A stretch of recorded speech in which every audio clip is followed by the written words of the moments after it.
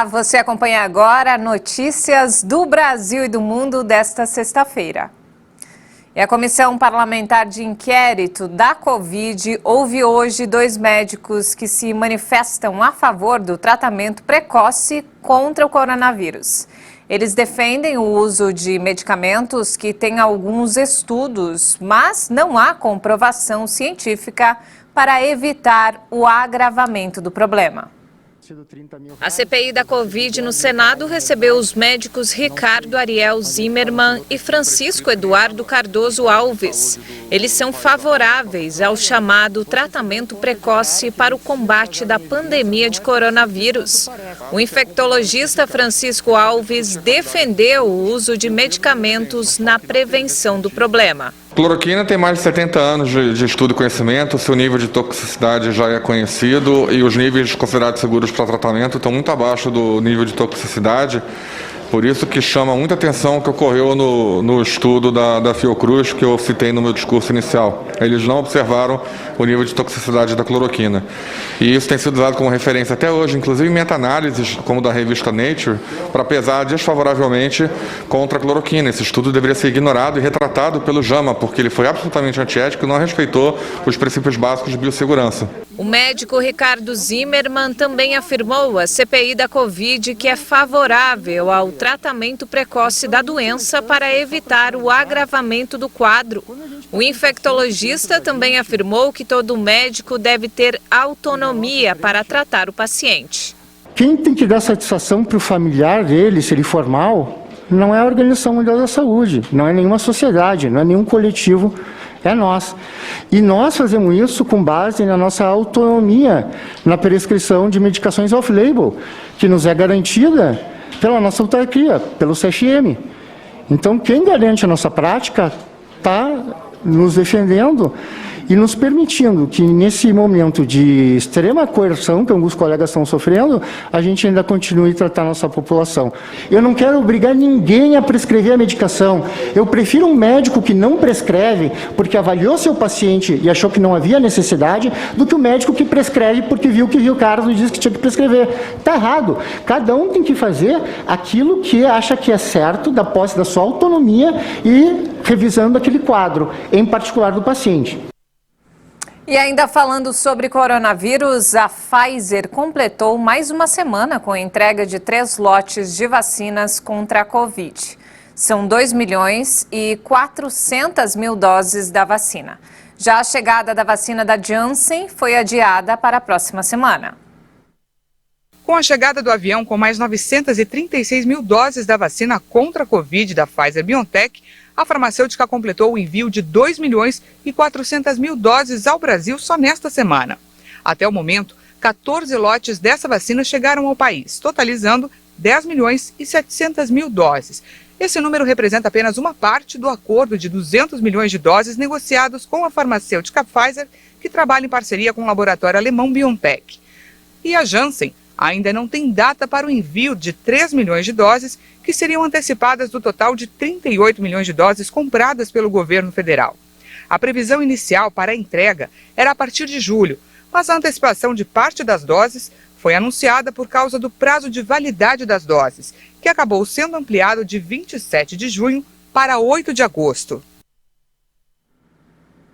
E nos destaques internacionais, a ausência de restrições, o descumprimento do distanciamento social e a lenta campanha de vacinação fazem com que a Rússia enfrente uma disparada dos casos de contaminação e mortes pela Covid, batendo novos recordes. A capital russa registrou 9.056 novos casos de Covid-19 em 24 horas e bateu recorde de contaminações desde o início da pandemia do novo coronavírus. Com a disparada da epidemia, Moscou anunciou nesta sexta-feira restrições para eventos públicos que incluem o fechamento de uma área para torcedores da Eurocopa. No total, o país contabilizou 17.262 casos, o número mais alto desde o 1º de fevereiro deste ano. Em termos de óbitos, o país registrou 453 novas mortes, o número mais alto desde 18 de março. O aumento é atribuído a uma lenta campanha de vacinação em meio à desconfiança dos russos em relação às vacinas desenvolvidas no país. A ausência de restrições há vários meses, o surgimento de variantes mais contagiosas e o descumprimento das regras de distanciamento social, além do uso de máscara, também influenciaram no aumento das taxas. A Rússia se tornou na quinta-feira o país com mais mortes da Europa, somando mais de 128 mil óbitos, segundo o governo. A agência de estatísticas Rosstat, que aplica uma definição mais ampla das mortes relacionadas à Covid-19, contabiliza pelo menos 270 mil mortes desde o início da pandemia.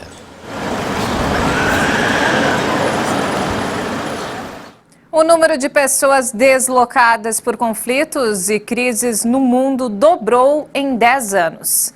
É o que aponta um relatório do Alto Comissariado da ONU para Refugiados, divulgado nesta sexta-feira. O ano de 2020 foi o 9º consecutivo de aumento contínuo do deslocamento forçado no mundo. Apesar da pandemia que nos obrigou a ficar em casa e nos trancar, a ser confinados, as tendências globais de deslocamento forçado em 2020 foram maiores do que em 2019, mais 3 milhões de pessoas. Tínhamos 79 milhões e meio em 2019 e estamos em 82 milhões e meio até 2020. Se levarmos em conta as situações de deslocamento internacional, a Venezuela ocupa o 2º lugar no mundo, com quase 4 milhões de pessoas, só superada pela Síria. O relatório, baseado em dados do governo, indica que no final de 2020, a Colômbia continuou registrando o maior número de deslocados internos, 8 milhões e 300 mil pessoas. E de volta ao Brasil, pelo menos 70% das indústrias do estado do Mato Grosso do Sul estão sofrendo com a falta de matéria-prima. Um exemplo são as empresas que dependem de produtos recicláveis. A fábrica de produtos plásticos que nasceu no estado tem 15 anos. Para a construção civil, produz mangueiras de polietileno e eletrodutos, além de embalagens como sacolas, sacos para lixo. Mas desde junho do ano passado, a indústria sofre com a falta de matéria-prima. Nesses últimos meses a gente está tendo bastante dificuldade pela falta de matéria-prima que a gente precisa utilizar aqui na nossa produção. Então é uma coisa que vem acontecendo. 50 funcionários são divididos em 3 turnos. As máquinas trabalham 24 horas para atender a demanda, que aumentou cerca de 30%. Desde o ano passado, 70% das indústrias sofrem com a falta de matéria-prima. A alternativa é buscar fora do estado. Consequentemente, o preço aumenta. Nesses últimos 12 meses, teve a questão de dólar que subiu, que influencia, e vai gerando toda uma cadeia de aumento de preços, levando ao aumento do que era anteriormente. 95% da matéria-prima utilizada na indústria que nós acabamos de ver vem daqui, da indústria de recicláveis. Alguns produtos aumentaram a produção, mas outros diminuíram. Fabrício explica que com a paralisação das cooperativas, reduziu a produção de recicláveis. Com esses lockdown que teve nas cidades, grande parte dos catadores que trabalhavam não puderam trabalhar ou deixaram de trabalhar nesse período e esse material parou de vir para a nossa empresa para ser reciclado. Com isso, muitos produtos que poderiam estar na indústria foram direto para o aterro sanitário. Esse material ele não é coletado, ele vai ser enterrado, ele vai para o aterro, sendo que ele podia estar vindo para as indústrias como uma fonte de matéria-prima novamente. E essa edição fica por aqui. Mais informações daqui a pouco, às 5 da tarde, com Maria Alice Dias. Obrigada pela companhia e ótimo fim de semana para você.